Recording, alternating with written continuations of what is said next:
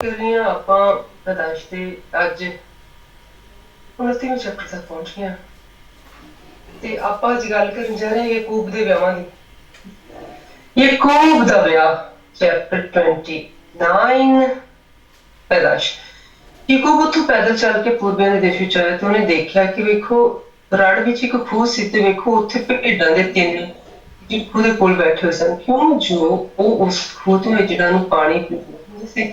ਉਸ ਖੂਹ ਦੇ ਮੂੰਹ ਤੇ ਇੱਕ ਵੱਡਾ ਪੱਥਰ ਸੀ। ਜਦੋਂ ਸਾਰੇ ਜਿਹੜੇ ਉੱਥੇ ਇਕੱਠੇ ਹੁੰਦੇ ਸਨ ਤਾਂ ਉਹ ਉਸ ਪੱਥਰ ਦੇ ਮੂੰਹੋਂ ਰੇੜਦੇ ਸਨ ਔਰ ਇੱਜੜਾਂ ਨੂੰ ਪਾਣੀ ਪੀਂਦੇ ਸਨ ਤੇ ਫਿਰ ਉਸ ਪੱਥਰ ਨੂੰ ਖੂਹ ਦੇ ਮੂੰਹ ਦੀ ਉਸ ਜਗ੍ਹਾ ਉੱਤੇ ਰੱਖ ਦਿੰਦੇ ਸਨ। ਤੇ ਯਾਕੂਬ ਨੇ ਉਹਨਾਂ ਨੂੰ ਕਿਹਾ, ਮੇਰੇ ਭਰਾਵੋ ਤੁਸੀਂ ਕਿੱਥੋਂ ਦੇ ਹੋ? ਉਹਨਾਂ ਨੇ ਆਖਿਆ ਅਸੀਂ ਹਾਰਾਨ ਤੋਂ ਹਾਂ। ਤਾਂ ਉਸ ਨੇ ਆਖਿਆ ਤੁਸੀਂ ਨਾਹੌਰ ਦੇ ਪੁੱਤਰ ਲਬਾਨ ਨੂੰ ਜਾਣਦੇ? ਉਹਨੇ ਕਿਹਾ ਅਸੀਂ ਜਾਣਦੇ ਹਾਂ। ਉਹਨੇ ਆਖਿਆ ਉਹ ਚੰਗਾ ਭਲਾ ਤਾਂ ਹੈ। ਉਹਨੇ ਕਿਹਾ ਜੀ ਚੰਗਾ ਭਲਾ ਹੈਗਾ ਔਰ ਵੇਖ ਆਓ ਉਹਦੀ ਧੀ ਰਖੇਲ ਭੇਡਾਂ ਨਾਲ ਤੁਰੀ ਹੁੰਦੀ ਹੈ।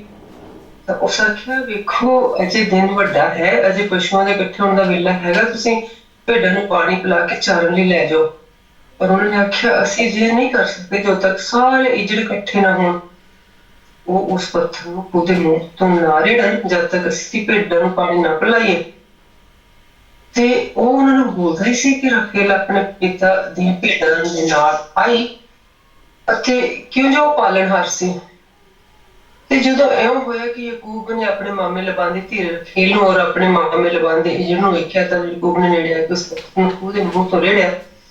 ਔਰ ਆਪਣੇ ਮਾਮੇ ਲਬਾਨ ਦੇ ਇੱਜੜ ਨੂੰ ਪਾਣੀ ਪਿਲਾਇਆ। ਯਾਕੂਬ ਨੇ ਰਖੇਲ ਨੂੰ ਚੁੰਮਿਆ ਅਤੇ ਉੱਚੀ ਉੱਚੀ ਰੋਇਆ। ਤਾਂ ਯਾਕੂਬ ਨੇ ਰਖੇਲ ਨੂੰ ਦੱਸਿਆ ਕਿ ਮੈਂ ਤੇਰੇ ਪਿਤਾ ਦਾ ਸਾਕ ਹਾਂ ਔਰ ਮੈਂ ਰਿਬਕਾ ਦਾ ਪੁੱਤਰ ਹਾਂ। ਉਹ ਨੱਠ ਕੇ ਆਪਣੇ ਪਿਤਾ ਨੂੰ ਦੱਸਣਗੇ। ਤੇ ਇਹ ਹੋਇਆ ਕਿ ਜਦ ਲਬਾਨ ਨੇ ਆਪਣੇ ਭਾਣਜੇ ਦੀ ਖਬਰ ਸੁਣੀ ਤਾਂ ਉਸਨੂੰ ਮਿਲਣ ਨੂੰ ਨੱਠਿਆ ਤੇ ਜੱਫੀ ਪਾ ਕੇ ਉਸਨੂੰ ਚੁੰਮਿਆ, ਉਸਨੂੰ ਆਪਣੇ ਘਰ ਲਾਇਆ। ਤਾਂ ਉਸ ਲਬਾਨ ਨੂੰ ਸਾਰੀਆਂ ਗੱਲਾਂ ਦੱਸੀਆਂ। ਲਬਾਨ ਨੇ ਉਸਨੂੰ ਆਖਿਆ ਤੂੰ ਸੱਚਮੁੱਚ ਮੇਰੀ ਹੱਡੀ ਤੇ ਮੇਰਾ ਮਾਸ ਹੈ। ਉਹ ਮਹੀਨਾ ਕੁ ਤਾਂ ਉਸਦੇ ਘਰ ਵਿੱਚ ਰਿਹਾ ਤੇ ਫਿਰ ਲਬਾਨ ਨੇ ਯਾਕੂਬ ਨੂੰ ਆਖਿਆ ਕਿ ਇਸ ਕਾਰਨ ਕਿ ਤੂੰ ਮੇਰਾ ਸਾਕ ਹੈ ਕਿ ਮੇਰੀ ਟਹਿਲ ਸੇਵਾ ਮੁਫਤੀ ਕਰੇਗਾ? ਤੂੰ ਮੈਨੂੰ ਦੱਸ ਤੇਰਾ ਕੀ ਤਲਬ ਹੋਵੇਗਾ, ਤੂੰ ਕੀ ਲਵੇਂਗਾ? ਲਬਾਨ ਦੀਆਂ ਦੋ ਧੀਆਂ ਸਨ, ਵੱਡੀ ਦਾ ਨਾਂ ਲਿਆ, ਨਿੱਕੀ ਦਾ ਨਾਂ ਰਾਖੇਲ। ਅਤੇ ਲਿਆ ਦੀਆਂ ਅੱਖਾਂ ਚੁੰਨੀਆਂ ਸਨ ਪਰ ਰਾਖੇਲ ਸੂਰਮੁਖ ਤੇ ਵੇਖਣ ਵਿੱਚ ਸੋਹਣੀ ਸੀ। ਯਾਕੂਬ ਰਖੇਲ ਨੂੰ ਪਿਆਰ ਵੀ ਕਰਦਾ ਸੀ। ਤਾਂ ਉਸ ਆਖਿਆ ਮੈਂ ਤੇਰੀ ਨਿੱਕੀ ਧੀ ਰਖੇਲ ਲਈ 7 ਵਰ੍ਹੇ ਤੇਰੀ ਟਹਿਲ ਕਰੂੰਗਾ। ਅੱਗੋਂ ਲਬਾਨ ਨੇ ਆਖਿਆ ਉਹਨੂੰ ਕਿਸੇ ਦੂਜੇ ਨੂੰ ਦੇਣ ਨਾਲੋਂ ਤਾਂ ਤੈਨੂੰ ਦੇਣਾ ਚੰਗਾ ਹੈ, ਤੂੰ ਮੇਰੇ ਨਾਲ ਰਹੋ। ਰਖੇਲ ਨੇ ਲਈ ਯਾਕੂਬ ਨੇ 7 ਵਰ੍ਹੇ ਟਹਿਲ ਕੀਤੀ ਤੇ ਉਸਦੀਆਂ ਅੱਖਾਂ ਵਿੱਚ ਪ੍ਰੇਮ ਦੇ ਕਾਰਨ ਉਹ ਥੋੜੇ ਜਿਹੇ ਦਿਨਾਂ ਦੇ ਬਰਾਬਰ ਹੀ ਸਨ। ਤੇ ਯਾਕੂਬ ਨੇ ਲਬਾਨ ਨੂੰ ਆਖਿਆ ਮੇਰੀ ਵਹੁਟੀ ਮੈਨੂੰ ਦੇ ਦੇ ਕਿਉਂ ਜੇ ਪੂਰੇ ਦਿਨ ਸੰਪੂਰਨ ਹੋ ਗਏ ਹਨ ਤਾਂ ਜੋ ਮੈਂ ਉਹਦੇ ਕੋਲ ਜਾਵਾਂ। ਤਾਂ ਲਬਾਨ ਨੇ ਉਸਦੇ ਥਾਂ ਦੇ ਸਾਰੇ ਮਨੁੱਖਾਂ ਨੂੰ ਇਕੱਠੇ ਕੀਤੇ ਕਰਕੇ ਵੱਡਾ ਖਾਣਾ ਦਿੱਤਾ। ਤੇ ਸ਼ਾਮ ਵੇਲੇ ਇਉਂ ਹੋਇਆ ਕਿ ਉਹ ਆਪਣੀ ਧੀ ਲਿਆ ਨੂੰ ਲੈ ਕੇ ਉਹਦੇ ਕੋਲ ਆਇਆ ਤੇ ਉਹਦੇ ਕੋਲ ਗਿਆ। ਲਬਾਨ ਨੇ ਉਹਨੂੰ ਜ਼ਿਲਫਾ ਆਪਣੀ ਗੋਲੀ ਦਿੱਤੀ ਤਾਂ ਜੋ ਉਹਦੀ ਧੀ ਲਿਆ ਲਈ ਗੋਲੀ ਹੋਵੇ। ਜਦੋਂ ਸਵੇਰਾ ਹੋਇਆ ਤਾਂ ਵੇਖੋ ਲਿਆ ਸੀ। ਤਾਂ ਲਬਾਨ ਉਸਨੇ ਲਬਾਨ ਨੂੰ ਆਖਿਆ ਤੂੰ ਮੇਰੇ ਨਾਲ ਇਹ ਕੀ ਕੀਤਾ? ਕੀ ਰਖੇਲ ਲਈ ਮੈਂ ਤੇਰੀ ਟਹਿਲ ਨਹੀਂ ਕੀਤੀ? ਤੂੰ ਮੇਰੇ ਨਾਲ ਧੋਖਾ ਕਿਉਂ ਕਮਾਇਆ? ਲਬਾਨ ਨੇ ਕਿ ਸਾਡੇ ਦੇਸ਼ ਵਿੱਚ ਏਦਾਂ ਨਹੀਂ ਹੁੰਦਾ ਕਿ ਨਿੱਕੀ ਨੂੰ ਪਲੋਠੀ ਤੋਂ ਪਹਿਲਾਂ ਵਿਆਹ ਦੇਈਏ। ਇਹਦਾ ਸਾਤਾ ਪੂਰਾ ਕਰਦੇ ਤੇ ਇਹ ਵੀ ਉਸ ਟਹਿਲ ਦੇ ਬਦਲੇ ਜਿਹੜੀ ਤੂੰ ਮੇਰੇ ਲਈ ਹੋਰ 7 ਵਰ੍ਹਿਆਂ ਤੱਕ ਕਰੇਂਗਾ ਮੈਂ ਤੈਨੂੰ ਦੇ ਦਿਆਂਗਾ। ਯਾਕੂਬ ਨੇ ਇਸੇ ਤਰ੍ਹਾਂ ਕੀਤਾ ਔਰ ਇਹਦਾ ਸਾਤਾ ਵੀ ਪੂਰਾ ਕੀਤਾ। ਤਦ ਉਸਨੂੰ ਆਪਣੀ ਧੀ ਰਖੇਲ ਉਸਨੇ ਵਿਆਹ ਦਿੱਤੀ। ਤੇ ਲਬਾਨ ਨੇ ਆਪਣੀ ਧੀ ਰਖੇਲ ਲਈ ਆਪਣੀ ਗੋਲੀ ਬਿਲਹਾ ਨੂੰ ਵੀ ਉਸਦੀ ਗੋਲੀ ਹੋਣ ਲਈ ਦੇ ਦਿੱਤਾ ਔਰ ਉਹ ਰਖੇਲ ਕੋਲ ਗਿਆ। ਜਦੋਂ ਰਖੇਲ ਕੋਲ ਵੀ ਗਿਆ ਤਾਂ ਰਖੇਲ ਨੂੰ ਲਿਆ ਨਾਲੋਂ ਵੱਧ ਪ੍ਰੇਮ ਕਰਦਾ ਸੀ। ਉਸਨੇ ਕਿਉਂ ਜੋ ਉਸਨੇ 7 ਵਰ੍ਹੇ ਹੋਰ ਉਸਦੇ ਲਈ ਟਹਿਲ ਕੀਤੀ। ਤਾਂ ਯਹੋਵਾ ਨੇ ਵੇਖਿਆ ਕਿ ਲਿਆ ਤਾਂ ਘਿਨੌਣੀ ਕੀਤੀ ਗਈ ਹੈ ਤਾਂ ਉਸਨੇ ਉਸਦੀ ਕੁੱਖ ਖੋਲ ਦਿੱਤੀ ਪਰ ਰਖੇਲ ਦੀ ਕੁੱਖ ਬੰਦ ਰਹੀ। ਤਾਂ ਲਿਆ ਗਰਭਵਤੀ ਹੋਈ ਔਰ ਪੁੱਤਰ ਜਿਹੜੀ ਔਰ ਉਸਦਾ ਨਾਂ ਰੂਬੇਨ ਰੱਖਿਆ ਕਿਉਂ ਜੋ ਉਸ ਆਖਿਆ ਕਿ ਯਹੋਵਾ ਨੇ ਮੇਰਾ ਕਸ਼ਟ ਵੇਖਿਆ ਸੋ ਹੁਣ ਮੇਰਾ ਮਰਦ ਮੇਰੇ ਨਾਲ ਪ੍ਰੀਤ ਕਰੂਗਾ। ਤੇ ਫਿਰ ਗਰਭਵਤੀ ਹੋਈ ਤੇ ਪੁੱਤਰ ਜਿਹੜੀ ਯਹੋਵਾ ਨੇ ਸੁਣਿਆ ਕਿ ਮੈਂ ਘਿਨੌਣੀ ਜਾਣੀ ਗਈ ਸਾਂ, ਇਸ ਕਾਰਨ ਉਸਨੇ ਮੈਨੂੰ ਇਹ ਦਿੱਤਾ ਤੇ ਉਸਦਾ ਨਾਂ ਸ਼ਿਮੋਨ ਰੱਖਿਆ। ਫਿਰ ਗਰਭਵਤੀ ਵਿੱਚ ਪੁੱਤਰ ਨੇ ਆਖਿਆ ਹੁਣ ਇਸ ਵੇਲੇ ਮੇਰਾ ਮਰਦ ਮੇਰੇ ਨਾਲ ਮਿਲਿਆ ਰਹੂਗਾ ਕਿਉਂਕਿ ਮੈਂ ਇਸ ਵੇਲੇ 3 ਪੁੱਤਰ ਜਣੇ ਹਨ। ਇਸ ਕਾਰਨ ਉਸਨੇ ਉਸਦਾ ਨਾਂ ਲੇਵੀ ਰੱਖਿਆ ਔਰ ਫਿਰ ਗਰਭਵਤੀ ਹੋਈ ਉਸਨੇ ਪੁੱਤਰ ਜਣੇ ਔਰ ਉਸਦਾ ਨਾਂ ਉਸਨੇ ਔਰ ਆਖਿਆ ਇਸ ਵੇਲੇ ਮੈਂ ਯਹੋਵਾ ਦਾ ਧੰਨਵਾਦ ਕਰਾਂਗੀ ਕਿਉਂਕਿ ਉਸਦਾ ਨਾਮ ਉਸਨੇ ਯਹੂਦਾ ਰੱਖਿਆ ਤੇ ਫਿਰ ਉਹ ਜਨਮ ਤੋਂ ਰਹਿ ਗਈ। ਅਸੀਂ ਇਹਦੇ ਵਿੱਚ ਇੰਟਰਸਟਿੰਗ ਚੀਜ਼ ਦੇਖਦੇ ਆ, ਮਾਈ ਗੁੱਡਨੈਸ। ਹੁਣ ਯਾਕੂਬ ਦਾ ਜਿਹੜਾ ਵਿਆਹ ਆ ਇਹਦੇ ਵਿੱਚ ਉਹਦੇ ਨਾਂ ਦਾ ਮਤਲਬ ਧੋਖਾ ਹੈ। ਉਹਨੇ 2 ਧੋਖੇ ਕਮਾਇਆ ਸੀ। ਕੱਲ ਦੇਖਿਆ ਸੀ ਕਿ ਇੱਕ ਤਾਂ ਉਹਨੇ ਆਪਣੇ ਭਰਾ ਦੇ ਕੋਲੋਂ ਉਹਦੀ ਬਰਕਤ ਲੈ ਲਈ ਆ, ਤੇ ਦੂਜਾ ਉਹਨੇ ਕੀ ਕੀਤਾ, ਦੂਜਾ ਉਹਨੇ ਮਤਲਬ ਉਹਦਾ ਬਰਥ ਜਿਹੜਾ ਰਾਈਟ ਆ ਉਹ ਉਹਨੇ ਧੋਖੇ ਨਾਲ ਨਹੀਂ ਲਿਆ, ਪਰ ਉਹਦੇ ਭਰਾ ਨੇ ਉਹਦੇ ਕੋਲੋਂ ਆਪਣੀ ਸੁਸਤੀ ਨਾਲ ਤੇ ਆਪਣੀ ਭੁੱਖ ਦੇ ਨਾਲ ਉਹਨੂੰ ਦੇ ਦਿੱਤਾ, ਹਨਾ। ਐਂਡ ਪਰ ਧੋਖਾ ਤਾਂ ਧੋਖਾ ਹੀ ਆ। ਉਹ ਛੋਟੇ ਭਰਾ ਨੂੰ ਹੁਣ ਅਗਰ ਤੁਹਾਡੇ ਵੱਡੇ ਨੂੰ ਭੁੱਖ ਲੱਗੀ ਆ ਤਾਂ ਮਤਲਬ ਹੁਣ ਕੋਈ ਮੇਰਾ ਹੀ ਭਰਾ ਕਿਉਂ ਨਾ ਹੋਵੇ ਵੱਡਾ, ਜਾਂ ਮੇਰਾ ਭਰਾ ਹੋਵੇ ਜਾਂ ਮੇਰਾ ਜੇਠ ਹੋਵੇ, ਜੇ ਉਹਨੂੰ ਭੁੱਖ ਲੱਗੀ ਹੈ ਤੇ ਮੈਂ ਕੁਛ ਬਣਾ ਕੇ ਖਾ ਰਹੀ ਹਾਂ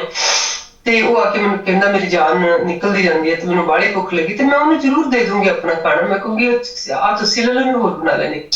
ਸੋ ਇੱਥੇ ਯਾਕੂਬ ਨੇ ਜੋ ਕੀਤਾ, ਸ਼ੱਕ ਦੀ ਉਹਦਾ ਇਹ ਮਤਲਬ ਉਹਨੇ ਇਹ ਕੀਤਾ, ਪਰ ਉਹਦੇ ਵੱਲੋਂ ਉਹਦਾ ਐਕਟ ਵੀ ਲਿਖਿਆ ਗਿਆ, ਦੇਖਿਆ ਗਿਆ ਨਾ। ਤੇ ਦੂਸਰਾ ਜਿਹੜਾ ਉਹਨੇ ਉਹਦੀ ਬਰਕਤ ਲਈ ਉੱਤੇ ਸਰਾਸਰੀ ਧੋਖਾ, ਮਤਲਬ ਉਹਦੀ ਬੇਸ਼ੱਕ ਉਹਦੀ ਮਾਂ ਨੇ ਉਹਨੂੰ ਕਿਹਾ ਪਰ ਉਹਦੇ ਵੱਲੋਂ ਵੀ ਐਕਟ ਹੋਇਆ, ਕਿਉਂਕਿ ਉਹ ਉਸ ਸਿਚੁਏਸ਼ਨ ਨੂੰ ਛੱਡ ਕੇ ਜਾ ਸਕਦਾ ਸੀ ਪਰੇ ਕਿ ਨਹੀਂ ਮੈਂ ਨਹੀਂ ਆ ਕਰਨਾ, sorry I don't want to be part of, ਮੈਂ ਨਹੀਂ ਇਸ ਧੋਖੇ ਹਿੱਸਾ ਬਣਨਾ। ਪਰ ਉਹਨੇ ਨਹੀਂ ਕੀਤਾ, ਉਹਨੇ ਮਾਂ ਦੀ ਗੱਲ ਮੰਨੀ, ਜਿਹੜਾ ਕਿ ਕਲਾਮ ਕਹਿੰਦਾ ਕਿ ਆਪਣੇ ਮਾਂ ਬਾਪ ਤੱਕ ਕਹਿਣਾ ਮੰਨੋ, ਇਹਦੇ ਚ ਕੋਈ ਸ਼ੱਕ ਨਹੀਂ, ਪਰ ਉਹਦੇ ਚ ਬਾਪ ਸੀ ਜੋ ਉਹਨੇ ਨਹੀਂ ਮੰਨਿਆ। ਸੋ ਇੱਥੇ ਦੇਖਦੇ ਕਨਫਲਿਕਟ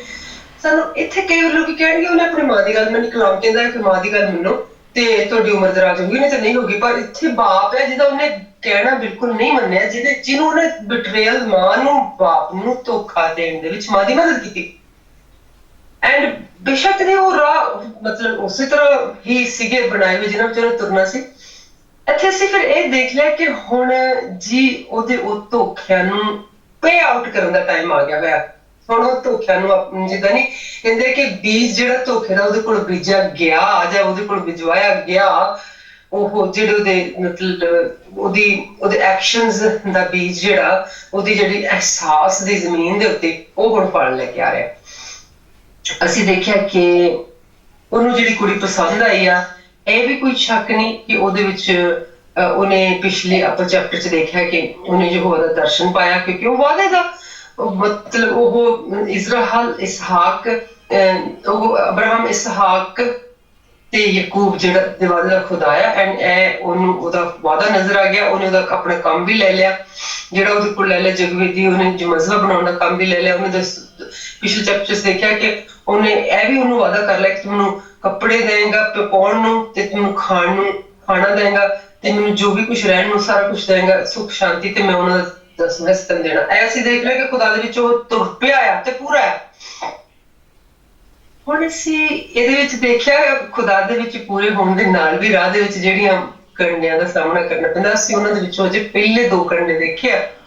ਕਿ ਉਹਦੇ ਮਾਮੇ ਨੇ ਉਹਨੂੰ ਆਰਾਮ ਨਾਲ ਹੀ 7 ਵਜੇ ਉਹਦੇ ਕੋਲ ਸੇਵਾ ਕਰਾ ਲਈ ਆ, ਤੇ ਬਾਅਦ ਵਿੱਚ ਉਹਦੀ ਗੱਲ ਨੂੰ ਵੀ ਨਹੀਂ ਮੋੜਿਆ। ਅੱਖ ਜਿੱਦਾਂ ਨਹੀਂ ਹੁੰਦਾ, ਅੱਖਾਂ ਮੋੜਨਾ ਨਹੀਂ ਤੇ ਡੱਕਾ ਤੋੜਨਾ ਨਹੀਂ, ਉਹਦਾ ਅੱਖਾਂ ਨਹੀਂ ਮੋੜਿਆ ਪਰ ਡੱਕਾ ਵੀ ਨਹੀਂ ਤੋੜਿਆ। ਮਤਲਬ ਆਪਣੀ ਮਰਜ਼ੀ ਦੇ ਨਾਲ ਡੱਕਾ ਤੋੜਿਆ, ਆਪਣੀ ਮਰਜ਼ੀ ਨਾਲ ਉਹਨੇ ਕੀਤਾ।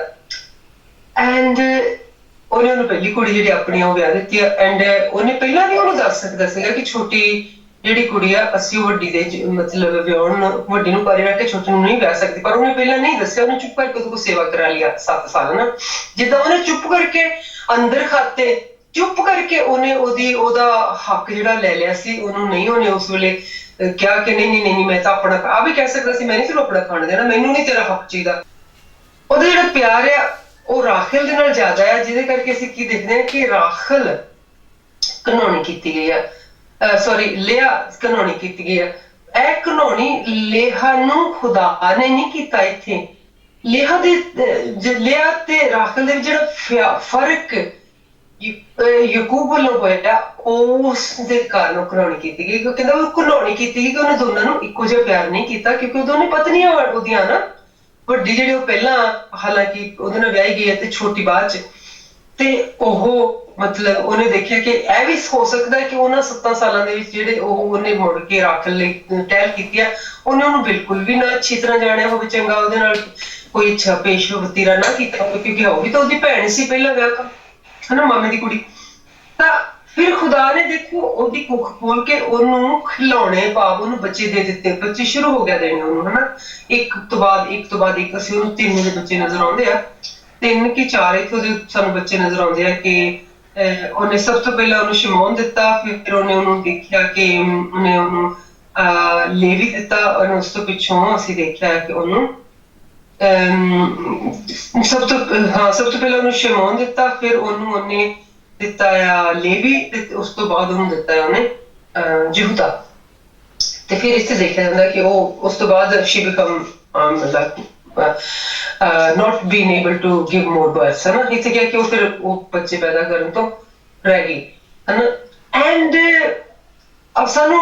ਇੱਥੇ ਅਜੇ ਵੀ ਇਹ ਦਿਸਦੀ ਆ ਕਿ ਜਿਹੜੀ ਉਹਦੀ ਭੈਣ ਆ ਉਹਦਾ ਸਾਨੂੰ ਕੋਈ ਇਹਦੇ ਵਿੱਚ ਬੱਚਾ ਨਹੀਂ ਨਜ਼ਰ ਆਉਂਦਾ, ਦਿਸਦਾ ਕਿ ਉਹਦੇ ਬੱਚੇ ਹੋਏ, ਕਿ ਇਹਦਾ ਮਤਲਬ ਉਹ ਹਜੇ ਸਟਿਲ ਉਸ ਸਿਚੁਏਸ਼ਨ 'ਚ ਜਾ ਰਹੀ ਹੈ ਜਿਹੜੀ ਸਿਚੁਏਸ਼ਨ ਦੇ ਵਿੱਚ ਉਹਦੀ ਸੱਸ ਰਿਬਕਾ ਤੇ ਉਹਦੀ ਜਿਹੜੀ ਸੱਸ ਦੀ ਸੱਸ ਸਾਰਾ ਗਿਆ, ਉਹ ਮਤਲਬ ਕਿ ਹੁਣ ਵਾਅਦੇ ਦਾ ਪੁੱਤਰ ਯਾਕੂਬ ਆ ਨਾ, ਤੇ ਮਤਲਬ ਵਾਅਦਾ ਯਾਕੂਬ ਦੇ ਨਾਲ ਪੂਰਾ ਹੋ ਰਿਹਾ ਹੈ ਨਾ, ਪ੍ਰੋਮਿਸ ਲੈਂਡ, ਪ੍ਰੋਮਿਸ ਨੂੰ ਤੇ ਜਿਹੜੀ ਬਰਕਤ ਆ ਉਹਨੂੰ ਇਹ ਕੈਰੀ ਕਰ ਰਿਹਾ, ਤੇ ਇਹਦੇ ਨਾਲ ਜਿਹੜੀਆਂ ਕਰਸਿਸ ਆ ਉਹਨਾਂ ਨੂੰ ਵੀ ਕੈਰੀ ਕਰ ਰਿਹਾ ਨਾਲ ਨਾ, ਉਹਦੀ ਵਾਈਫ ਨੂੰ ਵੀ ਉਹ ਸੇਮ ਜਿਹੜੀ ਆ ਇਸ਼ੂ ਹੈਗਾ ਇੱਥੇ ਨਾ। ਅਸੀਂ ਉਹ ਦੂਸਰੇ ਥਾਂ ਤੇ ਫਿਰ ਕਰਾਂਗੇ ਉਹਨੂੰ ਡਿਸਕਸ, ਜਿਹੜੀ ਆਉਣ ਵਾਲੇ ਚੈਪਟਰਸ ਦੇ ਵਿੱਚ ਅਸੀਂ ਉਹਨੂੰ ਡਿਸਕਸ ਕਰਾਂਗੇ ਕਿ ਰਾਖੇਲ ਦੇ ਜਿਹੜੇ ਆ ਉਹ ਉਹਦੇ ਕਿਹੜੇ ਧੀਆਂ ਪੁੱਤ ਹੁੰਦੇ। ਹਾਲਾਂਕਿ ਉਹਦੇ ਅਸੀਂ ਫਿਊਚਰ 'ਚ ਦੇਖਣਾ ਹੈ ਕਿ ਯੂਸਫ ਜਿਹੜਾ ਬਹੁਤ ਹੀ ਅਨਮੋਲ ਰਤਨ ਆਪਾਂ ਕਵਾਂਗੇ, ਸਾਰੇ ਬਹੁਤ ਅਨਮੋਲ ਆ, ਉਹ ਰਾਖੇਲ ਦਾ ਬੇਟਾ ਹੈ, ਰਾਖੇਲ ਦੇ ਯਾਕੂਬ ਦਾ ਉਹ ਹੈਗੀ ਆ ਬੁਢੇਪੇ ਦੀ ਔਲਾਦ, ਤੇ ਉਹਨੂੰ ਜਨਮ ਦਿੰਦਿਆਂ ਬਲਕਿ ਰਾਖੇਲ ਜਿਹੜੀ ਆ ਉਹ ਖੁਦਾ ਕੋਲ ਵੀ ਚਲੀ ਜਾਂਦੀ, ਪਰ ਆਪਾਂ ਇਹ ਦੇਖਣਾ ਆ ਬਾਅਦ ਵਿੱਚ। ਠੀਕ ਹੈ, ਹੁਣ ਆਪਾਂ ਚੱਲਦੇ ਆ ਇਹਦੇ ਵਿੱਚ, ਅਸੀਂ ਇਹਨੂੰ ਸਮਝ ਲਿਆ ਆ ਤੇ ਅਸੀਂ ਇਹਦੇ ਵਿੱਚ ਦੇਖ ਲਿਆ ਧੋਖੇ ਦਾ ਵੀ, ਤੇ ਮੇਰਾ ਖਿਆਲ ਨਹੀਂ ਕਿ ਅਸੀਂ ਇਹਦੇ ਹੋਰ ਜ਼ਿਆਦਾ ਕੁਐਸਚਨਿੰਗ ਆਨਸਰਿੰਗ ਵੱਲ ਜਾਈਏ, ਬਲਕਿ ਆਪਾਂ ਹੁਣ ਜਾਵਾਂਗੇ ਇਹਦੇ ਵਿੱਚ ਮੈਂ ਤੁਹਾਡੇ ਨਾਲ ਸਾਰਾ ਕਵਰ ਕਰ ਲਿਆ ਕਿ ਇਹਦੇ ਵਿੱਚ ਕਿ ਖੂਹ ਦਾ ਕਸਟਮ ਜਿਹੜਾ ਉਹ ਕਵਰ ਕੀਤਾ ਕਿ ਉਹਦੇ ਤੇ ਜਿਹੜਾ ਪੱਥਰ ਆ ਉਹ ਰੱਖਿਆ ਜਾਂਦਾ ਸੀਗਾ ਪਹਿਲਾਂ, ਕਿ ਇੱਕ ਤਰ੍ਹਾਂ ਦੇ ਨਾਲ ਅਸੀਂ ਇਹਨੂੰ ਪੜ੍ਹ ਸਕਦੇ ਹਾਂ ਕਹਾਵਤ 18ਵੇਂ ਦੀ 22ਵੀਂ ਆਇਤ ਦੇ ਵਿੱਚ ਕਿ ਖੂਹ ਇੱਕ ਤਰ੍ਹਾਂ ਨਾਲ ਇੱਕ ਮੀਟਿੰਗ ਪੁਆਇੰਟ ਹੁੰਦਾ ਸੀਗਾ,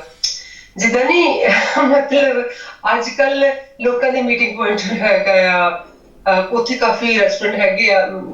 ਥਾਵਾਂ ਤੇ ਹੋਣਗੇ ਜਿੱਥੇ ਲੋਕੀ ਮਿਲ ਸਕਦੇ, ਜਾਂ ਫਿਰ ਪੈਕੇਜਸ ਮੋਲ, ਲੋਕੀ ਉੱਥੇ ਇੱਕ ਦੂਸਰੇ ਨੂੰ ਟਾਈਮ ਦੇ ਕੇ ਬਾਅਦ ਚ ਮਿਲ ਲੈਂਦੇ ਆ। ਪਰ ਇਹ ਕਿ ਉਹਨਾਂ ਦਿਨਾਂ ਦੇ ਵਿੱਚ ਜਿਹੜਾ ਖੂਹ ਆ ਉਹ ਮੀਟਿੰਗ ਪੁਆਇੰਟ ਸੀ, ਕਿਉਂਕਿ ਖੂਹ ਤੇ ਲੋਕੀ ਪਾਣੀ ਭਰਨ ਆਉਂਦੇ ਸੀਗੇ, ਤੇ ਖੂਹ ਦੇ ਨਾਲ ਸੰਬੰਧਿਤ ਬਹੁਤ ਜਿਹੜੇ ਹੈਗੇ ਲੋਕ ਪ੍ਰਿਯ ਗੀਤ ਵੀ ਬਣੇ ਹਨ। ਤੇ ਇੱਥੇ ਉਹਨੂੰ ਮਤਲਬ ਖੂਹ ਤੋਂ ਹੀ ਉਹਦੇ ਪਿਓ ਨੂੰ ਰਿਬਕਾ ਮਿਲੀ ਸੀ ਜਦੋਂ ਉਹ ਲੈ ਕੇ ਗਿਆ ਹੈਗਾ ਆ ਉਹਦਾ ਰਿਸ਼ਤਾ ਲੱਭਣ ਵਾਸਤੇ ਅਬਰਾਹਮ ਦਾ ਨੌਕਰ, ਤੇ ਪਾਣੀ ਉਹਨੇ ਉਹਦੇ ਕੋਲ ਪੀਤਾ, ਤੇ ਪਾਣੀ ਦਾ ਬਹੁਤ ਰਿਸ਼ਤਾ ਗੂੜਾ ਹੈ, ਕਿਉਂਕਿ ਪਾਣੀ ਜ਼ਿੰਦਗੀ ਦਾ ਪਾਣੀ ਮੈਨੂੰ ਯਿਸੂ ਜੀ ਪਿਲਾ ਗਿਆ, ਮੇਰਾ ਗੀਤ ਹੈਗਾ,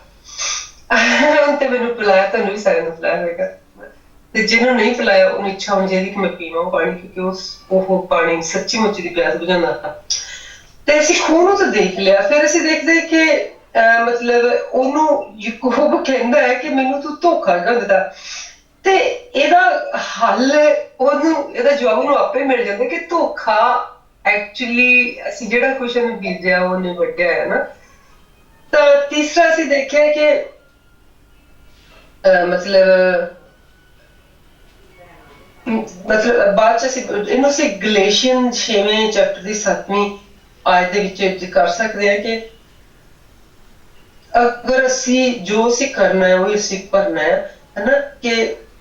ਸਾਨੂੰ ਜਿਹੜੀ ਸਾਡੀ ਤਕਲੀਫ ਆਪਣੀ ਹੱਥਾਂ ਦੀ ਬੀਜੀ ਹੋਈ ਆ ਉਹਦੇ ਤੋਂ ਹੋਰ ਕਿਸੇ ਨੇ ਨਹੀਂ ਛਡਾਉਣਾ, ਉਹਦੇ ਲਈ ਤਾਂ ਖੁਦਾਵੰਦ ਯਿਸੂ ਮਸੀਹ ਨੇ ਆਉਣਾ, ਇੱਥੇ ਆਉਣਾ ਸਾਡੇ ਲਈ ਆ ਚੁੱਕਿਆ। ਸੋ ਇਹ ਜਿਹੜੇ ਧੋਖੇ ਧੜੀਆਂ ਜਿਹੜੇ ਹੈਗੇ ਆ ਉਹਨਾਂ ਦਾ ਨੂੰ ਵੀ ਚੁੱਕ ਲਿਆ ਹੈ ਖੁਦਾਵੰਦ ਯਿਸੂ ਮਸੀਹ ਨੇ ਉੱਪਰ। ਸੋ ਅਸੀਂ ਚਲੋ ਇਸੇ ਤਰ੍ਹਾਂ ਹੁਣ ਜਾਂਦੇ ਆ ਆਪਣੀ ਜਿਹੜੀ ਅਸੀਂ ਜਾਵਾਂਗੇ ਮੈਥਿਊ, ਉਹਦੇ ਅਸੀਂ ਪੂਰਾ ਕਰ ਚੁੱਕੇ ਹਾਂ ਕੱਲ। ਅੱਜ ਅਸੀਂ ਦੇਖਣਾ ਆ ਅੱਜ ਅਸੀਂ ਮਰਕਸ ਦੀ ਅੰਜੀਲ ਨੂੰ ਸ਼ੁਰੂ ਕਰਨ ਜਾ ਰਹੇ ਹਾਂ ਵੀ। ਮਰਕਸ ਦੀ ਅੰਜੀਲ ਦੇ ਨਾਲ ਬਹੁਤ ਇੰਟਰਸਟਿੰਗ ਚੀਜ਼ਾਂ ਜੁੜੀਆਂ ਹੋਈਆਂ ਆ, ਮੈਂ ਤੁਹਾਡੇ ਨਾਲ ਇਸੇ ਤਰ੍ਹਾਂ ਥੋੜਾ ਥੋੜਾ ਕਰਕੇ ਰੋਜ਼ ਜਦੋਂ ਵੀ ਮੈਨੂੰ ਮੌਕਾ ਮਿਲਿਆ ਸ਼ੇਅਰ ਕਰਦੀ ਰਹੂੰਗੀ।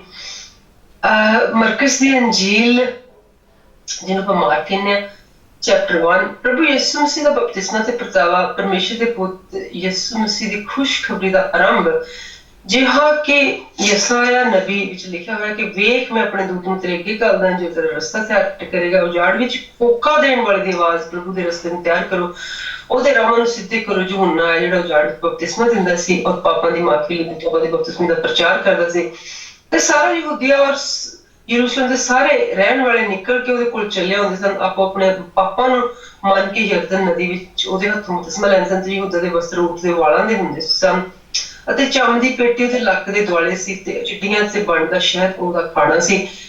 ਉਹਨੇ ਪ੍ਰਚਾਰ ਕੀਤਾ ਵੀ ਮੇਰੇ ਪਿੱਛੇ ਜਿਹੜਾ ਆਉਂਦਾ ਹੈ ਉਹ ਮੇਰੇ ਨਾਲੋਂ ਬਲਵੰਤ ਹੈ ਬਲਵਾਨ ਹੈ ਮੈਂ ਇਸ ਲਾਇਕ ਨਹੀਂ ਕਿ ਨਿਉਂਕਿ ਉਹਦੀ ਜੁੱਤੀ ਦਾ ਤਸ਼ਮਾ ਵੀ ਖੁੱਲਾ ਮੈਂ ਤੁਹਾਨੂੰ ਪਾਣੀ ਨਾਲ ਬਪਤਿਸਮਾ ਦਿੱਤਾ ਪਰ ਉਹ ਤੁਹਾਨੂੰ ਪਵਿੱਤਰ ਆਤਮਾ ਨਾਲ ਬਪਤਿਸਮਾ ਦੇਊ ਜਿਨ ਉਹਨੇ ਦਿਨੀ ਇਉਂ ਹੋਇਆ ਕਿ ਜਦੋਂ ਗਲੀਲ ਵਿੱਚ ਯਿਸੂ ਨੇ ਨਾਸਰਤ ਤੋਂ ਆਣ ਕੇ ਯਰਦਨ ਵਿੱਚ ਯਹੂਨਾ ਦੇ ਹੱਥੋਂ ਬਪਤਿਸਮਾ ਲਿਆ ਤੇ ਪਾਣੀ ਵਿੱਚੋਂ ਨਿਕਲਦਿਆਂ ਸਾਰ ਉਸਨੇ ਆਕਾਸ਼ ਨੂੰ ਖੋਲਦਿਆਂ ਤੇ ਆਤਮਾ ਨੂੰ ਆਪਣੇ ਉੱਤੇ ਕਬੂਤਰ ਦੀ ਨਿਆਈ ਉਤਰਦਿਆਂ ਦੇਖਿਆ ਤੇ ਇੱਕ ਸਵਰਗੀ ਬਾਣੀ ਆਈ ਕਿ ਤੂੰ ਮੇਰਾ ਪਿਆਰਾ ਪੁੱਤਰ ਹੈ ਮੈਂ ਤੇਥੋਂ ਪ੍ਰਸੰਨ ਹਾਂ ਆਤਮਾ ਝੱਟ ਨੂੰ ਉਜਾੜ ਵਿੱਚ ਲੈ ਗਿਆ ਤੇ ਉਜਾੜ ਵਿੱਚ 40 ਦਿਨਾਂ ਤੱਕ ਸ਼ੈਤਾਨ ਨੂੰ ਪਰਤਾਉਂਦਾ ਰਿਹਾ ਤੇ ਜੰਗਲੀ ਜਨੌਰਾਂ ਨਾਲ ਰਹਿੰਦਾ ਸੀ ਤੇ ਦੂਤ ਉਹਦੀ ਪਹਿਲ ਕਰਦੇ ਸਨ ਉਪਰੰਤ ਯਹੂਨਾ ਦੇ ਪਕੜਵਾਏ ਜਾਣ ਤੋਂ ਪਿੱਛੋਂ ਯਿਸੂ ਗਲੀਲ ਚ ਆਇਆ ਔਰ ਉਸਨੇ ਪਰਮੇਸ਼ਰ ਦੀ ਖੁਸ਼ਖਬਰੀ ਦਾ ਪ੍ਰਚਾਰ ਕਰਕੇ ਕਿਆ ਸਮਾਂ ਪੂਰਾ ਹੋਇਆ ਪਰਮੇਸ਼ਰ ਦਾ ਰਾਜ ਨੇੜੇ ਆ ਪੁੱਜਿਆ ਤੋਬਾ ਕਰੋ ਤੇ ਖੁਸ਼ਖਬਰੀ ਤੇ ਪ੍ਰਤੀਤ ਕਰੋ ਗਲੀਲ ਦੀ ਝੀਲ ਦੇ ਕੰਢੇ ਉੱਤੇ ਫਿਰਦੇ ਉਸਨੇ ਸ਼ਮੂਨ ਔਰ ਪਤਰਸ ਦੇ ਭਰਾ ਇੰਦਰਿਆਸ ਨੂੰ ਝੀਲ ਵਿੱਚ ਜਾਲ ਪਾਉਂਦਿਆਂ ਵੇਖਿਆ ਤੇ ਕਿਹਾ ਕਿ ਉਹ ਤਾਂ ਮਾਛੀ ਸਨ ਮੇਰੇ ਮਗਰ ਆਓ ਯਿਸੂ ਨੇ ਉਹਨਾਂ ਨੂੰ ਕੀ ਆਖਿਆ ਮੇਰੇ ਮਗਰ ਆਓ ਮੈਂ ਤੁਹਾਨੂੰ ਆਦਮੀਆਂ ਦੇ ਸ਼ਿਕਾਰੀ ਬਣਾਵਾਂਗਾ ਤੇ ਝਟਪਟ ਜਾਲਾਂ ਨੂੰ ਛੱਡ ਕੇ ਉਹਦੇ ਮਗਰ ਹੋ ਤੁਰੇ ਥੋੜੀ ਦੂਰ ਅੱਗੇ ਵੱਧ ਕੇ ਜ਼ਬਦੀ ਦੇ ਪੁੱਤਰ ਯਹੂਬ ਅਤੇ ਉਸਦੇ ਭਰਾ ਯਹੂਨਾ ਨੂੰ ਵੇਖਿਆ ਜੋ ਬੇੜੀ ਤੇ ਜਾਲਾਂ ਨੂੰ ਸੁਧਾਰਦੇ ਸਨ ਅਤੇ ਝੱਟ ਉਸਨੇ ਉਹਨਾਂ ਨੂੰ ਸੱਦਿਆ ਤੇ ਉਹ ਆਪਣੇ ਪਿਓ ਜਬਦੀ ਨੂੰ ਕਾਮਿਆਂ ਸਣੇ ਬੇੜੀ ਵਿੱਚ ਛੱਡ ਕੇ ਉਹਦੇ ਮਗਰ ਤੁਰ ਪਿਆ ਉਹ ਕਫਰਨਹੂਮ ਵਿੱਚ ਵੜੇ ਅਤੇ ਸਬਤ ਦੇ ਦਿਨ ਉਹ ਝੱਟ ਸਮਾਜ ਜਾ ਕੇ ਉਪਦੇਸ਼ ਦੇਣ ਲੱਗਾ ਤੇ ਉਹਦੇ ਉਪਦੇਸ਼ ਤੋਂ ਸਾਰੇ ਹੈਰਾਨ ਹੋਏ ਕਿਉਂ ਜੋ ਉਹ ਗ੍ਰੰਥੀਆਂ ਵਾਂਗੂ ਨਹੀਂ ਪਰ ਅਖਤਿਆਰ ਨਾਲ ਭਾਵ ਉਹ ਪ੍ਰੀਸਟ ਜਿਹੜੇ ਆ ਉਹਨਾਂ ਹਾਈ ਪ੍ਰੀਸਟ ਵਾਂਗੂ ਨਹੀਂ ਪਰ ਅਖਤਿਆਰ ਵਾਲੇ ਵਾਂਗੂ ਉਪਦੇਸ਼ ਦਿੰਦਾ ਸੀ ਹੱਕ ਨਾਲ ਤੇ ਉਸ ਵੇਲੇ ਉਹਨਾਂ ਦੇ ਸਮਾਜ ਵਿੱਚ ਕੋਈ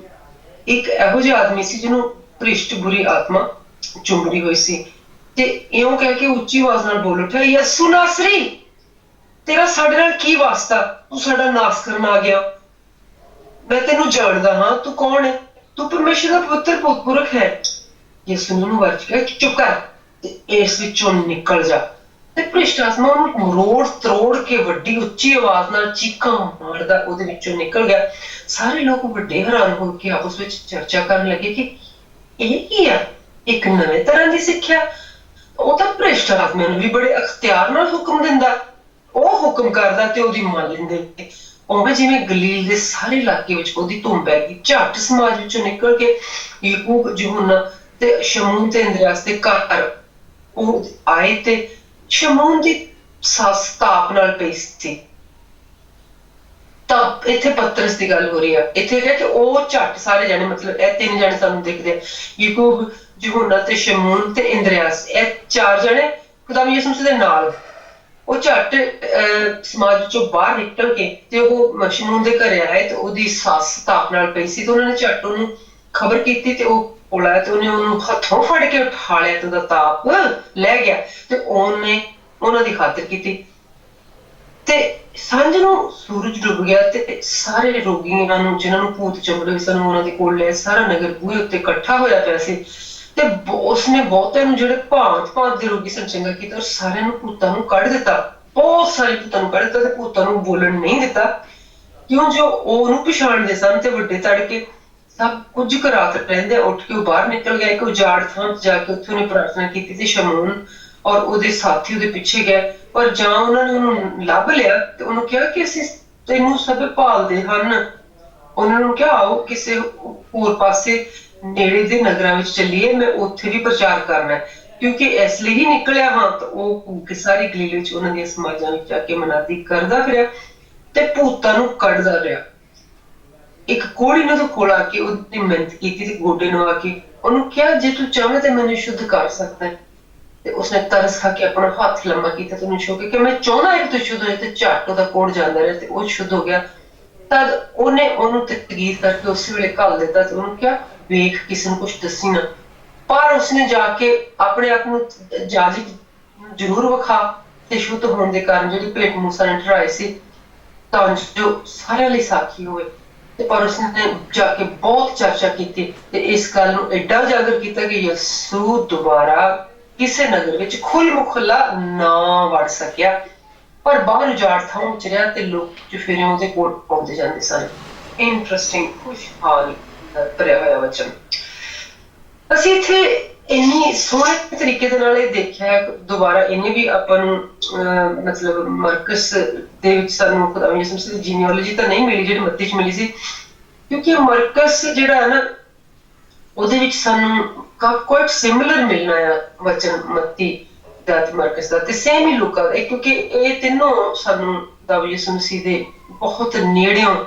ਜਿਨ੍ਹਾਂ ਨੇ ਸਾਰਾ ਕੁਛ ਦੇਖਿਆ ਆ, ਇਹਨਾਂ ਦੀ ਰਿਸਪੌਂਸਿਬਿਲਿਟੀ ਆ ਕਿ ਬੱਚੇ ਨੂੰ ਇਹਨਾਂ ਨੇ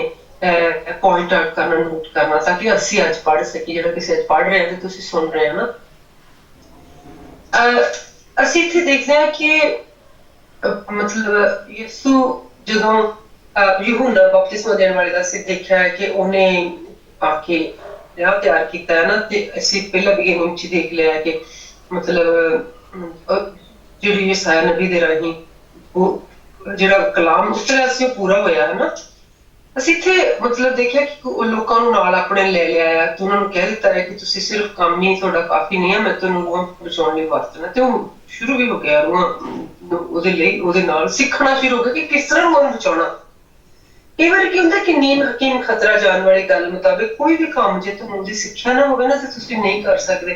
ਤੁਸੀਂ ਵਿਗਾੜ ਦੋਗੇ। ਇਹੀ ਮੈਂ ਕਈ ਵਾਰੀ ਦੇਖਦੀ ਹੁੰਦੀ ਕਿ ਮੈਂ ਕਾਫੀ ਯੂਜ਼ ਕਰਦੀ ਹਾਂ ਇਸ ਸੇਇੰਗ ਨੂੰ, ਭਾਵ ਇਸ ਕਹਾਣੀ ਨੂੰ, ਕਿ ਕਹਿੰਦੇ ਕਿ ਤੁਹਾਡੇ ਕੋਲ ਆਟਾ ਵੀ ਹੈਗਾ ਹੈ ਤੇ ਤੁਹਾਡੇ ਕੋਲ ਪਾਣੀ ਵੀ ਹੈਗਾ ਤੇ ਤੁਹਾਡੇ ਕੋਲ ਅੱਗ ਵੀ ਹੈਗੀ ਹੈ, ਫਿਰ ਵੀ ਤੁਸੀਂ ਰੋਟੀ ਨਹੀਂ ਪਕਾ ਸਕਦੇ। ਤੁਹਾਡੇ ਕੋਲੇ ਸ਼ੂਗਰ ਖੰਡ ਵੀ ਹੈਗੀ ਹੈ, ਤੁਹਾਡੇ ਕੋਲ ਘਿਓ ਵੀ ਹੈਗਾ, ਤੁਹਾਡੇ ਕੋਲੇ ਸੂਜੀ ਵੀ ਹੈਗੀ, ਪਰ ਤੁਸੀਂ ਹਲਵਾ ਨਹੀਂ ਪਕਾ ਸਕਦੇ, ਜਿਹਨੂੰ ਪ੍ਰਸ਼ਾਦ ਵੀ ਅਸੀਂ ਕਹਿੰਦੇ ਹਾਂ ਆਂਕੜਾ, ਉਹ ਨਹੀਂ ਤੁਸੀਂ ਬਣਾ ਸਕਦੇ। ਕਿਉਂਕਿ ਹਰ ਚੀਜ਼ ਨੂੰ ਸਿੱਖਣ ਦੀ ਇੱਕ ਇੱਛਾ ਤੁਹਾਡੇ ਅੰਦਰ ਹੁੰਦੀ ਆ,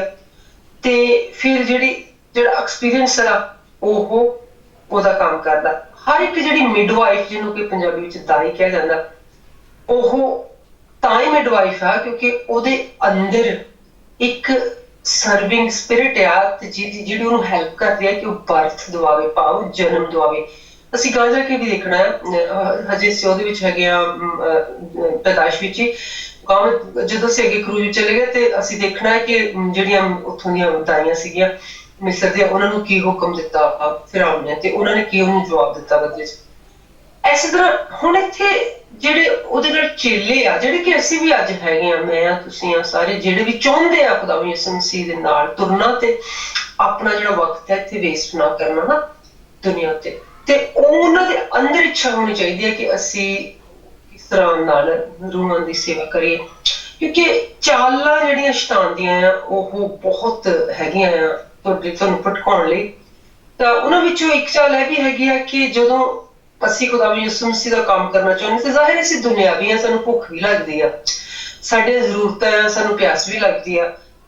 ਮੈਨੂੰ ਪਾਣੀ ਚਾਹੀਦਾ ਹੁੰਦਾ, ਮੇਰੇ ਕੋਲ 2 ਬੋਤਲਾਂ ਹਰ ਵੇਲੇ ਪਾਣੀ ਦੀਆਂ ਪਈਆਂ ਹੁੰਦੀਆਂ, ਦੇਖ ਲਓ, ਛੋਟੀ ਤੇ ਇੱਕ ਵੱਡੀ, ਦੋਨਾਂ ਦੇ ਵਿੱਚ ਥੋੜਾ ਪਾਣੀ ਹੈਗਾ, ਇੱਕ ਵੱਡੀ ਦੇ ਵਿੱਚ ਜ਼ਿਆਦਾ ਹੈ, ਛੋਟੀ ਦੇ ਵਿੱਚ ਘੱਟ ਹੈ ਨਾ,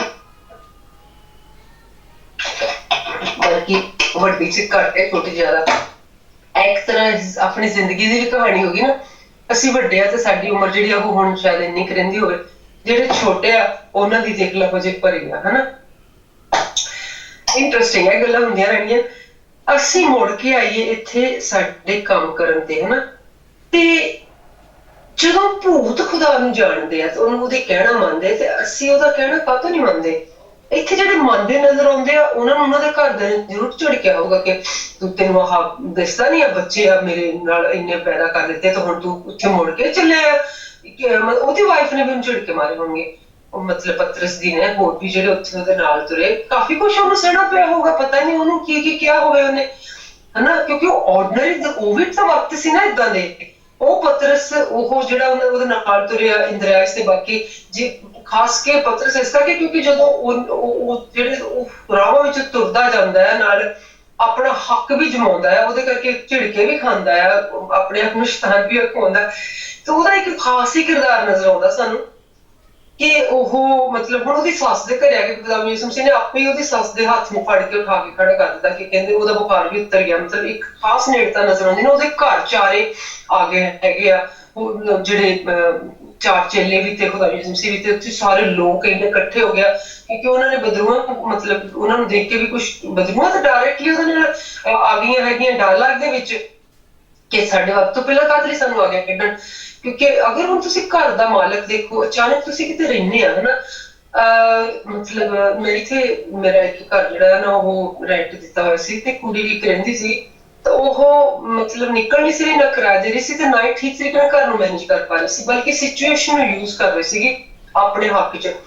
ਤੇ ਇੱਥੇ ਇੰਗਲੈਂਡ ਦਾ ਲਾਵਾ ਕਿ ਤੁਸੀਂ ਜਾ ਕੇ ਕਿਸੇ ਨੂੰ ਏਦਾਂ ਨਹੀਂ ਕਹਿ ਸਕਦੇ ਫਟਾਫਟ ਬਾਹਰ ਨਿਕਲ ਨਾ ਯੂ ਕਾਂਟ ਡੂ ਦਿਸ ਤੇ ਮੈਨੂੰ ਜਦੋਂ ਮਤਲਬ ਮੈਂ ਓਬਵੀਅਸਲੀ ਸੋਲਿਸਿਟਰ ਦੇ ਰਾਹੀਂ ਜਾਣਾ ਸੀ ਫਿਰ ਬੈਰਿਸਟਰ ਦੇ ਰਾਹੀਂ ਜਾਣੀ ਸੀ ਫਿਰ ਕੋਰਟ ਜਾ ਕੇ ਪੜ੍ਹਨਾ ਸੀ ਤੇ ਪਰ ਮੈਂ ਮੇਰਾ ਜਿਹੜਾ ਸੋਲਿਸਿਟਰ ਐਗਜ਼ਾਮ ਯਿਸੂ ਮਸੀਹ ਮੈਂ ਕੀ ਕੀਤਾ ਉਸ ਵੇਲੇ ਤੁਸੀਂ ਸਾਰੇ ਹੈਰਾਨ ਹੋ ਜਾਓਗੇ ਮੈਂ ਉਸ ਘਰ ਦੇ ਦੁਆਲੇ ਨਾ 7 ਚੱਕਰ ਖੁਦਾਵੰਦ ਯਿਸੂ ਮਸੀਹ ਦੇ ਨੂੰ ਪੜ੍ਹਦਿਆਂ ਲਾ ਦਿੱਤੇ ਤੇ ਮੈਂ ਉਹ ਲਾ ਕੇ ਤੇ ਮੈਂ ਕਿਹਾ ਕਿ ਆਹ ਜ਼ਰੀਹੋ ਦੀਆਂ ਦੀਵਾਰਾਂ ਤੂੰ ਤੋੜੇਗਾ ਮੈਨੂੰ ਨਹੀਂ ਪਤਾ ਤੂੰ ਤੋੜੇਗਾ ਇਸ ਦੁਬਾਰਾ ਨੂੰ ਕਿਉਂਕਿ 20,000 ਤੱਕ ਦਾ ਕਰਜ਼ਾ ਪਹੁੰਚ ਚੱਲਿਆ ਉੱਪਰ ਕਿਉਂਕਿ ਮੈਂ ਮੌਰਗੇਜ ਮੈਂ ਦੇਣੀ ਰਹਿੰਦੀ ਆਰਾਮ ਨਾਲ ਉਹ ਤੇ ਫਿਰ ਜਦੋਂ ਮੈਂ ਆਹ ਕਰਕੇ ਤੇ ਮੈਂ ਜਦੋਂ ਸੋਲਿਸਿਟਰ ਦੇ ਉੱਤੇ ਪਹੁੰਚੀ ਆ ਕੋਰਟ ਦੇ ਵਿੱਚ ਤਾਂ ਸਭ ਤੋਂ ਪਹਿਲਾਂ ਕਿਹਨੇ ਯੂਜ਼ ਕੀਤਾ ਸ਼ੈਤਾਨ ਨੇ ਮੇਰਾ ਵਕੀਲ ਕਹਿੰਦਾ ਨਹੀਂ ਅੱਜ ਤੇ ਇੱਥੇ ਭੀੜ ਬਹੁਤ ਆ ਅੱਜ ਦੀ ਵਾਰੀ ਆਉਣੀ ਮੈਂ ਕਿਹਾ ਕੋਈ ਨਹੀਂ ਪਰ ਮੇਰਾ ਵਕੀਲ ਹੋਰ ਜਿਹੜਾ ਉਹ ਮੇਰੇ ਨਾਲ ਹੈਗਾ ਤੇ ਮੈਂ ਇਹਦੀ ਗੱਲ ਨਹੀਂ ਮੰਨੀ ਮੈਂ ਕਿਹਾ ਨਹੀਂ ਮੈਂ ਆਪੇ ਜਾ ਕੇ ਪ੍ਰੋਸੀਡ ਕਰੂੰਗੀ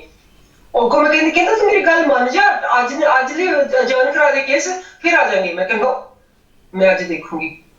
ਉਸ ਤੋਂ ਪਿੱਛੇ ਜਦੋਂ ਮੈਂ ਅੱਗੇ ਗਈ ਤੇ ਮੈਂ ਆਪੇ ਚਲੀ ਗਈ ਅੰਦਰ ਕੋਰਟ ਦੇ ਵਿੱਚ ਐਂਡ ਜਦੋਂ ਮੈਂ ਅੰਦਰ ਕੋਰਟ ਦੇ ਵਿੱਚ ਗਈ ਤੇ ਜੱਜ ਮੈਨੂੰ ਦੇਖ ਓਬਵੀਅਸਲੀ ਜੱਜ ਵੀ ਖੜਾ ਹੋ ਗਿਆ ਮੈਂ ਵੀ ਉਹਨੂੰ ਦੇਖ ਕੇ ਖੜਾ ਕਿਉਂਕਿ ਆ ਵੀ ਤੁਸੀਂ ਹੁਣ ਅੰਦਰ ਖੜੇ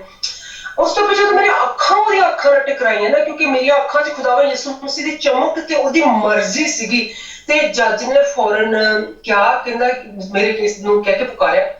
ਜਦੋਂ ਮੇਰੇ ਕੇਸ ਦਾ ਨਾਂ ਲਿਆ ਉਹਨੇ ਤਾਂ ਉਹ ਕੁੜੀ ਵੀ ਖੜੀ ਹੋ ਗਈ ਉੱਠ ਕੇ ਜਿੱਦਾਂ ਚੂਹਾ ਹੁੰਦਾ ਚੂਹੇ ਵਾਂਗੂ ਦੀ ਆਵਾਜ਼ ਨਾ ਨਿਕਲੀ ਕੋਈ ਝੂਠ ਬੋਲ ਰਹੀ ਸੀਗੀ ਤੇ ਜੱਜ ਨੇ ਉਹਨੂੰ ਕਿਹਾ ਕਿ ਜੱਜ ਨੇ ਪੁੱਛਿਆ ਕਿ ਵੀ ਤੂੰ ਕੀ ਐਕਸਪਲੇਨ ਕਰਨਾ ਹੈ ਤੇ ਕਹਿੰਦੀ ਮੈਂ ਕਦੇ ਨਹੀਂ ਪਹਿਲਾਂ ਏਦਾਂ ਕਿਸੇ ਥਾਂ ਤੇ ਕੀਤਾ ਕਿ ਮੈਂ ਉੱਥੋਂ ਨਾ ਨਿਕਲੀ ਹਾਂ ਪਰ ਕਹਿੰਦੀ ਮੈਂ ਨਾ ਮੇਰੀ ਮਾਂ ਬਿਮਾਰ ਆ ਮੇਰੀ ਧੀ ਏਦਾਂ ਤੇ ਮੈਂ ਕੰਮ ਨਹੀਂ ਕਰ ਸਕਦੀ ਇਸ ਕਰਕੇ ਮੈਨੂੰ ਇੱਥੇ ਰਹਿਣ ਦਿਓ ਤੇ ਉਹ ਕਹਿੰਦਾ ਕਿ ਤੂੰ ਪ੍ਰੂਫ ਦੇ ਕਿ ਤੇਰੇ ਕੋਲ ਰਹਿਣ ਲਈ ਇੱਥੇ ਕੀ ਆ ਕਹਿੰਦੀ ਉਹ ਮੇਰੇ ਕੋਲ ਹੈ ਨਹੀਂ ਮੇਰੇ ਕੋਲ ਕੰਟਰੈਕਟ ਵੀ ਹੈ ਨਹੀਂ ਕਹਿੰਦੀ ਮੇਰੇ ਕੋਲ ਕੰਟਰੈਕਟ ਵੀ ਨਹੀਂ ਤੇ ਮੈਂ ਟੈਨੈਂਟ ਵੀ ਨਹੀਂ ਹੈਗੀ ਇਹਦੀ ਤੇ ਜੱਜ ਕਹਿੰਦਾ ਉਹਨੂੰ ਪੈਂਦੀ ਸੱਟੇ ਕਿ ਕਹਿੰਦਾ ਤੇਰੇ ਕੋਲ ਕੰਟਰੈਕਟ ਵੀ ਹੈ ਨਹੀਂ ਤੂੰ ਇਹਦੀ ਟੈਨੈਂਟ ਵੀ ਹੈ ਨਹੀਂ ਤੇ ਕਹਿੰਦਾ ਜਿਹੜੀ ਉਹ ਖੜੀ ਆ ਉਹ ਓਨਰ ਆ ਪ੍ਰਾਪਰਟੀ ਦੀ ਕਹਿੰਦਾ ਉਹ ਓਨਰ ਆ ਜਿਹਨੇ 1 ਸਾਲ ਤੋਂ ਕੋਸ਼ਿਸ਼ ਕਰ ਰਹੀ ਹੈ ਤੈਨੂੰ ਕਹਿਣ ਦੀ ਕਿ ਤੂੰ ਜਾ ਤੇ ਕਹਿੰਦਾ ਹੁਣ ਪ੍ਰੋਸੈਸ ਅੱਜ ਤੋਂ ਸ਼ੁਰੂ ਹੋਊਗਾ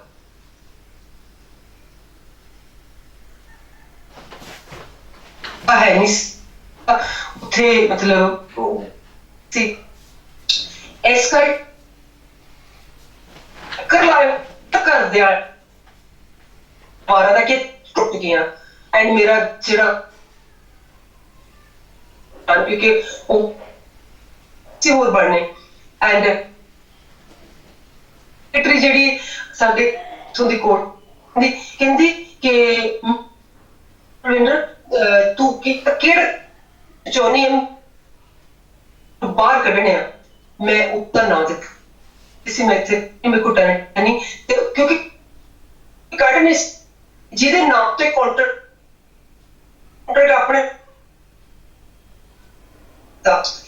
ਮੈਂ ਫਿਰ ਉਹਦਾ ਮੈਂ ਐਬੀਗੇਲ ਜਦੋਂ ਮੈਂ ਨਾਂ ਦਿੱਤਾ ਤੇ ਉਹ ਤਾਂ ਕਿਉਂਕਿ ਜਾ ਚੁੱਕੀ ਸੀ ਉਹ ਖੁਸ਼ ਸੀਗੀ ਕਿ ਮੈਂ ਉਖੜਾ ਪਰ ਜਨਕ ਕਰੇ ਦੇ ਨਾਲ ਉਦੋਂ ਧੀਆਂ ਨਾਲ ਥੱਲੇ ਮਿੱਟੀ ਨਿਕਲੀ ਉਹ ਪਤਾ ਲੱਗ ਸੂ ਕਰ ਸਕ ਸੁਣ ਮੈਂ ਮੰਨਦੀ ਹਾਂ ਰਾਈਟ करके नहीं राइट तो धरती जिन्हें उस ਅਸੀਂ ਬੜੇ ਧੋਖੇ ਅਸੀਂ ਕਿ ਕੰਮ ਸਿੱਧੇ ਨਾ ਖੁਦਾਵੰ ਨੇ ਸਿਆ ਉਹ ਦਾ ਹਰ ਤੇ ਜਿਹੜੇ ਮੰਨਣਗੇ ਕਿਉਂਕਿ ਉਹ ਨਾ ਇਜਾਜ਼ਤ ਆ ਉਹਨੂੰ ਕੀ ਜਾਣਨਗੇ ਉਹ ਵੀ ਰਹਿ ਰਿਹਾ ਸਾਡੇ ਜੀਵਨ ਦੇ ਵਿੱਚ ਤਾਂ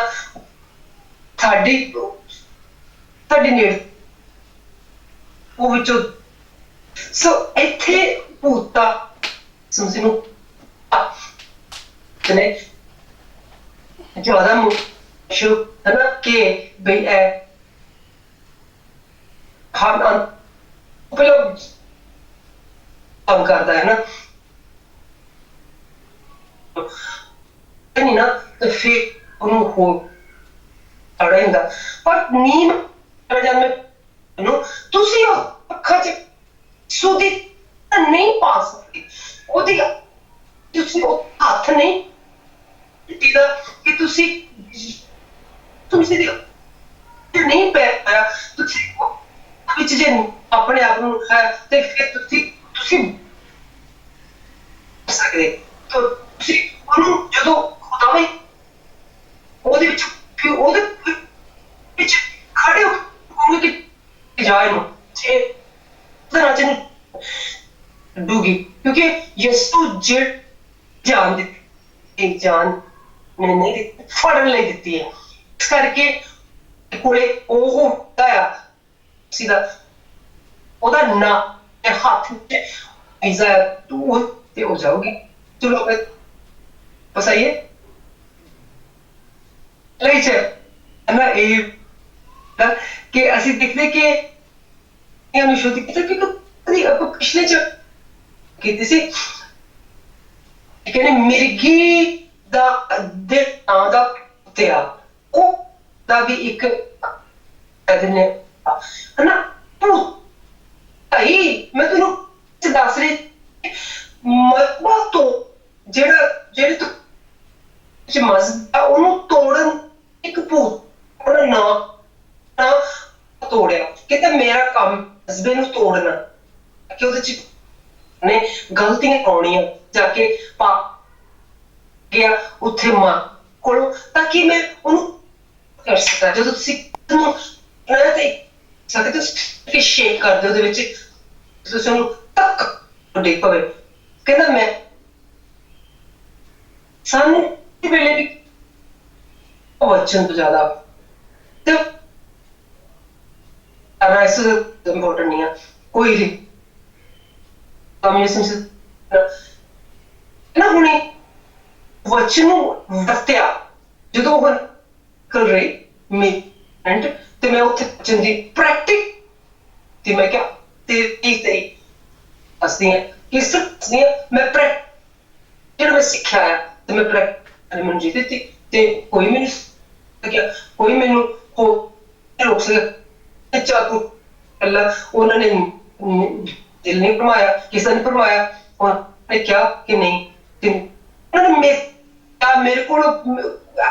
ਆਹ ਗੱਲ ਪਹਿਲਾਂ ਤੁਹਾਨੂੰ ਕਹਿੰਦਾ ਕਿ ਭਲੀ ਤੁਹਾਡੇ ਕੋਲ ਜਿਹੜਾ ਹੁੰਦਾ ਹੈ ਕੰਟੈਕਟ ਸੀ ਬਸ ਬਣਨਾ ਕੋਈ ਉਹਨਾਂ ਦੀ ਖਰਾਬ ਕੀਤਾ ਜਾਵੇ ਪਰ ਉਹਨਾਂ ਚਿੱਠ ਤੇ ਨਾਂ ਦੇ ਚਿੱਠੀ ਲਿਖਣ ਦਾ ਨਹੀਂ ਸੀ ਫਿਰ ਕੀਤਾ ਕਿ ਫਿਰ ਯਾਨੀ ਕਿ ਦੀ ਜ਼ਬਾਨ ਟੁੱਟੂਗੀ he full God he's the wonderful God he can make a way to be no way we cannot see he can make a way for you and he can make a way he can make a way ਤੈਨੂੰ ਸਾਹ ਜਿਸਮ ਦੇ ਪਾਕ ਪਵਿੱਤਰ ਹਜ਼ੂਰ ਹੋਈ ਉਹਦੇ ਆਉਂਦੀ ਹੋਈ ਕਰਨੇ ਜ਼ਰੂਰ ਤੇ ਪਹੁੰਚਾਉਂਦੀ ਹੋਈ ਮੈਂ ਸਿੱਧੀ ਸ਼ੈਮ ਸੀ ਤੇ ਕੁਲਿੰਦਰ ਕਿੰਦਰ ਮੈਂ ਸਿੱਧੀ